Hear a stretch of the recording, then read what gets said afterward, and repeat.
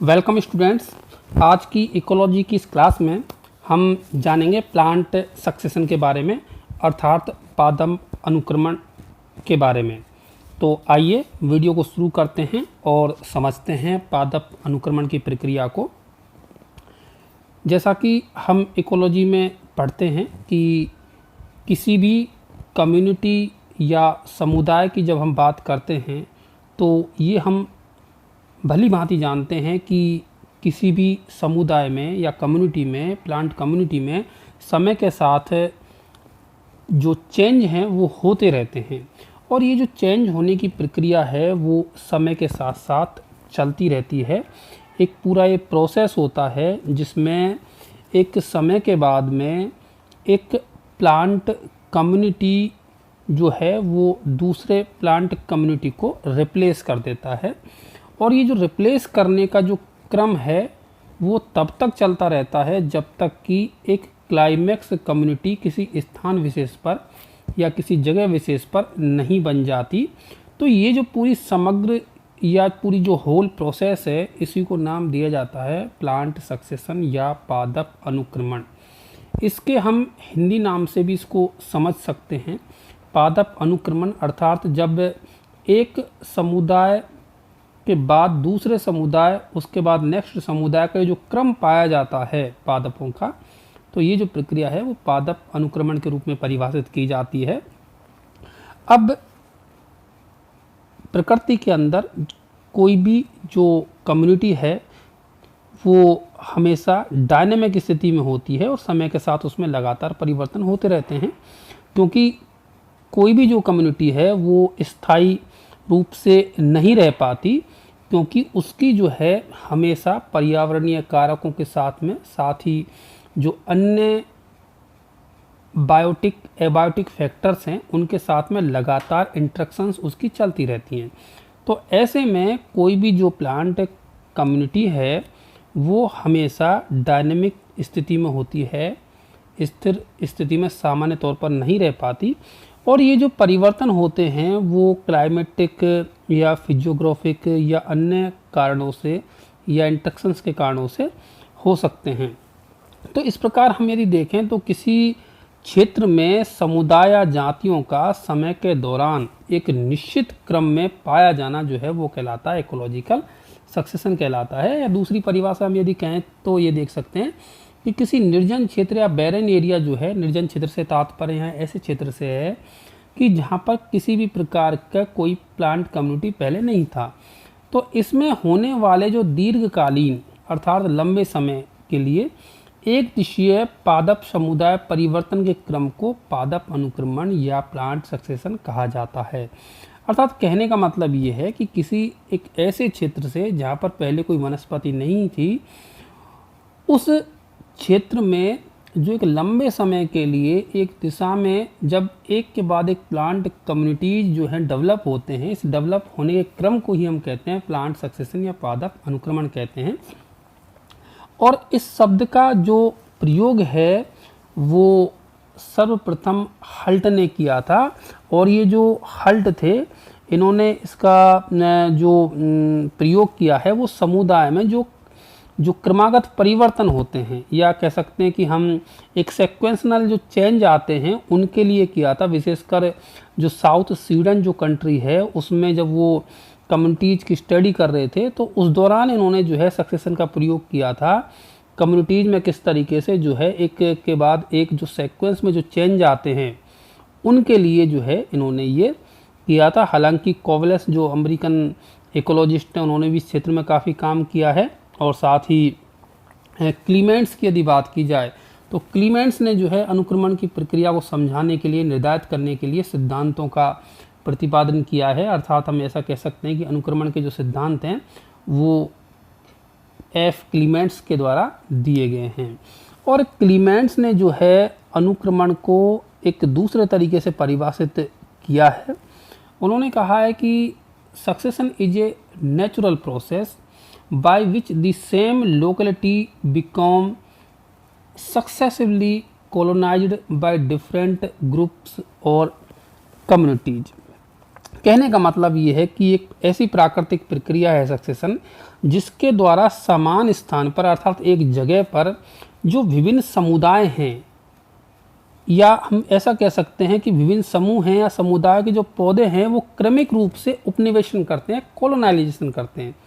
कहने का मतलब ये है कि ये जो क्लीमेंट्स हैं वो ये कहते हैं कि किसी एक जगह पर जो पौधों का जो समुदाय है वो क्रम से समय के साथ साथ कॉलोनाइज करता है, ये एक समूह बनता है समय के साथ साथ, और ये समूह जो है वो चेंज होता रहता है समय के साथ, और यही जो है प्रक्रिया को बताते हैं क्लीमेंट्स अनुक्रमण के रूप में।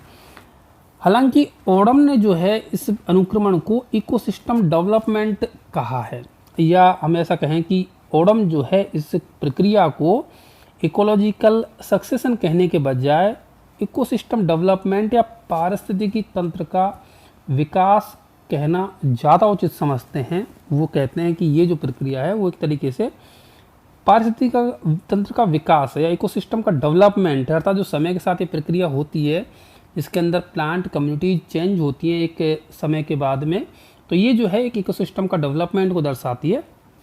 और इस तरीके से यदि हम देखें तो अलग अलग लोगों ने हालांकि अलग अलग तरीके से इसको बताया है, लेकिन एक समग्र तौर पर हम देखें तो ये जो है एक ऐसी प्रक्रिया ही है जिसमें कि समय के साथ साथ एक किसी स्थान पर पादप जो समुदाय हैं वो चेंज होते हैं, और वहाँ साथ ही साथ वहाँ का जो जीव जात है वो भी बदल जाता है।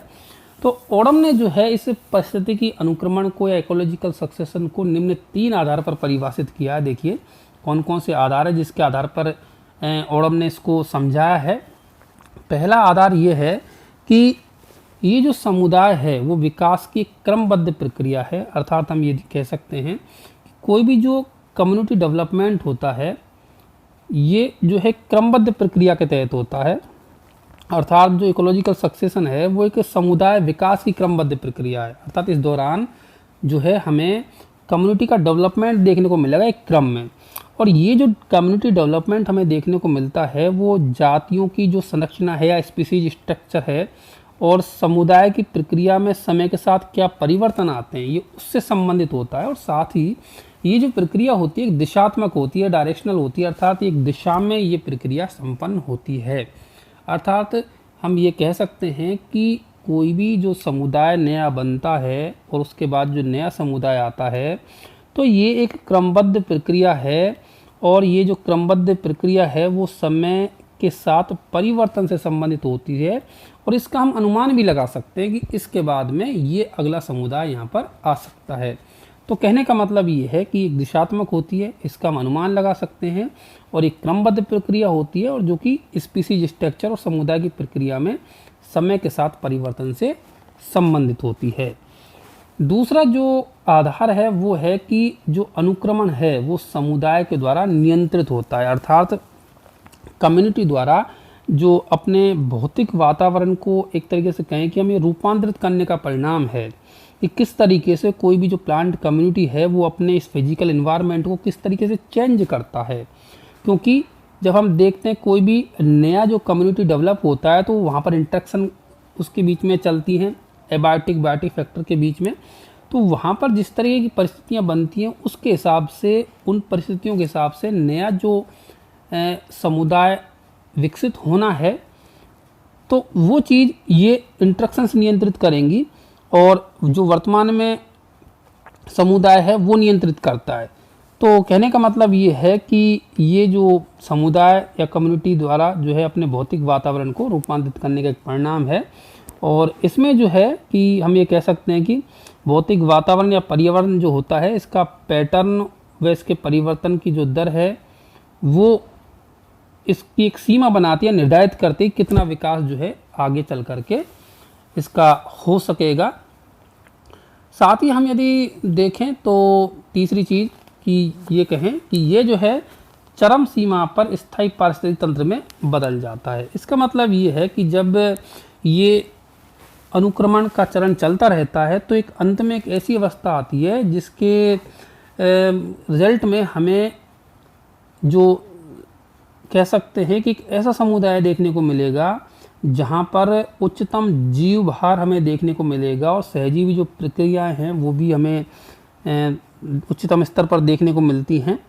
और ये जो है लगभग स्टेबल समुदाय होता है, या हम कह सकते हैं कि अंतिम स्थिति जो है, चरम सीमा जो है वहाँ पर आ जाती है, जिसको हम क्लाइमैक्स स्टेज के नाम से भी जानते हैं, क्लाइमैक्स स्टेज भी कहते हैं उसको।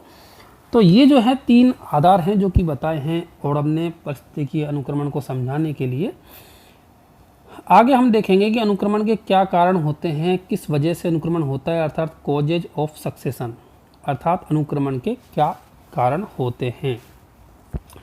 क्लीमेंट्स ने जो है अनुक्रमण के 3 कारण बताए हैं।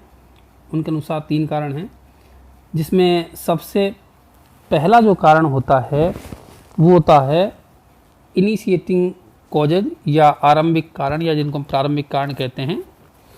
तो आरंभिक कारण वो होते हैं जो कि इस अनुक्रमण की प्रक्रिया को प्रारंभ करते हैं, जिनसे कि अनुक्रमण की प्रक्रिया प्रारंभ होती है, सक्सेशन की प्रक्रिया स्टार्ट होती है।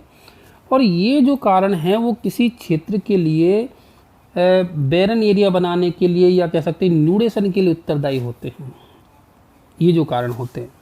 अब ये जो कारण हैं वो क्लाइमेटिक के साथ साथ बायोटिक भी हो सकते हैं।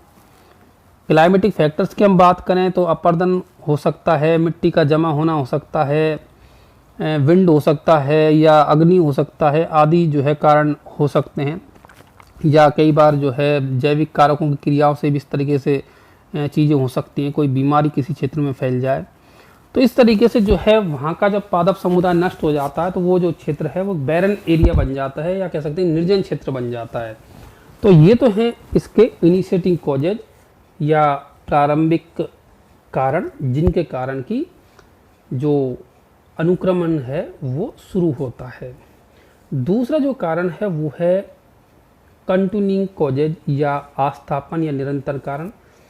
इसमें जो है इन कारणों में वो कारण आते हैं जिसके कारण ये जो अनुक्रमण की प्रक्रिया है वो निरंतर चलती रहती है, आगे बढ़ती रहती है। जैसे कि इसमें माइग्रेशन आ सकता है, प्रवास। माइग्रेशन तो हम जानते ही हैं, जब एक क्षेत्र के जो जीव जंतु हैं वो एक दूसरे क्षेत्र में चले जाएं या कहीं दूसरे क्षेत्र से आ जाएं तो वो माइग्रेशन प्रक्रिया कहलाती है। या फिर आस्थापन या एक्सेस है, नए क्षेत्र से यहाँ पर आकर के स्थापित हो जाना। एग्रीगेशन, कंपटीशन, रिएक्शन, ये सभी जो प्रक्रियाएं होती हैं वो जो है कंटिन्यूइंग कॉजेज के अंतर्गत आती हैं। इन सभी परिवर्तनों के से जो है सक्सेसिव जो कम्युनिटीज़ हैं उनका डेवलपमेंट होता है। बाद वाली जो कम्युनिटीज आती हैं, लगातार कम्युनिटी चेंज होती रहती है इन कंटिन्यूइंग कॉजेज के कारण। और तीसरा जो कारण है अनुक्रमण का वो है स्टेबलाइजिंग कॉजेज या स्थायीकारी कारण। और इससे जो है इन कारणों से समुदाय का जो है स्टेबलाइजेशन होता है, स्थायीकरण होता है, अर्थात जो समुदाय है वो स्थायी बनने की ओर अग्रसर होता है, इसीलिए इनका नाम स्टेबलाइजिंग कॉजेज है। और इसमें जो है मुख्य जो कारण आता है वो आता है जलवायु, क्योंकि कोई भी जो क्षेत्र है वहाँ का जो अंतिम समुदाय स्थापित होता है वो वहाँ की जलवायु के अनुसार होता है। जैसा कि हम देखते भी हैं नेचर के अंदर, मान ली जाए कहीं की यदि जलवायु डिजर्ट जैसी है, क्लाइमेट डिजर्ट जैसा है, तो वहाँ पर डिजर्ट वाला जो कम्युनिटी है वो विकसित हो जाता है अंत में। रेन फॉरेस्ट की बात करें तो वहाँ पर जो है वहाँ की क्लाइमेट के हिसाब से प्लांट कम्युनिटी डेवलप हो जाते हैं। तो सबसे जो मेन कारण जो होता है स्टेबलाइजिंग फैक्टर्स में वो होता है क्लाइमेट। हालांकि अन्य जो कारण होते हैं वो द्वितीयक महत्व के या सेकेंडरी इंपॉर्टेंस के हो सकते हैं। तो ये तो हुई बात कॉजेज की। अब नेक्स्ट जो है हम जानकारी कर लेते हैं टाइप्स ऑफ सक्सेशंस की, अर्थात इसके प्रकार की। तो वैसे तो अलग अलग आधार पर जो है प्रकार अनुक्रमण के दिए जाते हैं, लेकिन हम यदि यहाँ पर देखें तो मुख्य तौर पर जो है अनुक्रमण को हम 2 प्रकार में डिवाइड करते हैं। एक तो प्राथमिक अनुक्रमण और एक द्वितीयक अनुक्रमण या सेकेंडरी सक्सेशन। सबसे पहले हम बात कर रहे हैं यहाँ पर प्राइमरी सक्सेशन की। तो प्राइमरी सक्सेशन या प्राथमिक अनुक्रमण जो है वो ऐसे बैरन एरिया से या ऊसर क्षेत्र से प्रारंभ होता है जहाँ पर पहले से कोई भी वनस्पति नहीं होती है, या हम कह सकते हैं कि एक तरीके से ये प्रीमिटिव सबस्ट्रेटम से शुरू होता है, जो आदिम आधार है बिल्कुल, मतलब जहाँ पर पहले कुछ भी नहीं था, ऐसे वातावरण से ये जो है शुद्ध होता है, शुरू होता है, सॉरी। तो इस तरीके से जो है ये यहाँ पर जो सबसे पहले जो समुदाय आएगा उसको हम कहेंगे पायनियर कम्युनिटी या पुरोगामी समुदाय। और पायनियर कम्युनिटी जो है यहाँ पर जो सबसे पहले आएगी उसी को हम पायनियर कम्युनिटी बोलेंगे।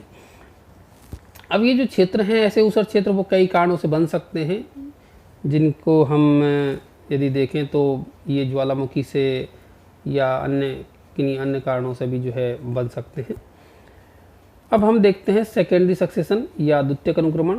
यह अनुक्रमण जो है वो ऐसे स्थानों से शुरू होता है जहाँ पहले वनस्पति थी किंतु वो किसी कारण से नष्ट हो गई थी और वह क्षेत्र नग्न बन जाता है। जैसे कि मान लीजिए किसी क्षेत्र में जैसे हम देखते हैं फॉरेस्ट वगैरह में आग लग जाती है, तो ऐसे में वो क्षेत्र जो है ऐसा हो जाता है कि वहाँ की जो वनस्पति है वो नष्ट हो जाती है, जबकि पहले वहाँ पर खूब वनस्पति पाई जाती थी, लेकिन वर्तमान में आग लगने के कारण जो है वनस्पति वहाँ की नष्ट हो जाती है। या कई बार हम देखते हैं कि बाढ़ आ जाती है किसी विशेष क्षेत्र में, तो उसके कारण भी वनस्पति वहाँ की नष्ट हो जाती है। तो ऐसे जब क्षेत्र से जब अनुक्रमण शुरू होता है तो वो प्रक्रिया कहलाती है हमारी सेकेंडरी सक्सेशन की या द्वितीयक अनुक्रमण की। साथ ही साथ एक जो अनुक्रमण यदि हम देखें अन्य प्रकार अनुक्रमण का, तो ऑटोजेनिक और एलोजेनिक। ऑटोजेनिक या स्वजात अनुक्रमण की जब अनुक्रमण का कारण पादप समुदाय में ही निहित रहता है तो इसे हम कहते हैं स्वजात अनुक्रमण। और जब अनुक्रमण का कारण जो है वो बाहर से नियंत्रित हो या बाहर कह सकते हैं कि बाह्य कारणों के कारण जब होता है तो उसको हम कहते हैं परजात या एलोजेनिक या अन्यत्र जनिक अनुक्रमण कहते हैं। और इस स्थिति में जो है जीवों की क्रियाओं के कारण नहीं होकर के ये अन्य बाहरी परिस्थितियों के कारण जो है प्रतिस्थापन होता है समुदायों का, तो ये जो कहलाएगा हमारा एलोजेनिक। अब एक यदि हम प्रकार देखें जल की उपलब्धता के आधार पर अनुक्रमण का, तो ये देखिए आप जल के आधार पर कि किस तरीके से जल उपलब्ध होता है उस आधार पर हम देखें तो सबसे पहला जो प्रकार है हमारा वो है जलारंभी या जलक्रमक, जिसको हम हाइड्रोस्फीयर के नाम से जानते हैं।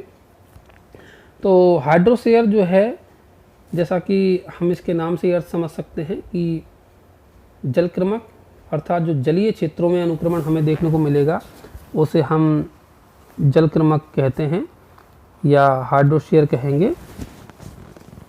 ये हमें देखने को मिलेगा किसी जलीय क्षेत्र से अर्थात वाटर बॉडी से जो है हमें ये शुरू हुआ मिल सकता है, जैसे कि तालाब, झील, नहर, नदी, दलदल आदि से प्रारंभ हो सकता है। दूसरा यदि हम देखें मैसार्च या मध्यारम, तो मध्यारम जो है ये पर्याप्त नमीयुक्त वातावरण में जब अनुक्रम प्रारंभ होता है तो उसको हम कहते हैं मध्यारम या मैजार्च कहते हैं।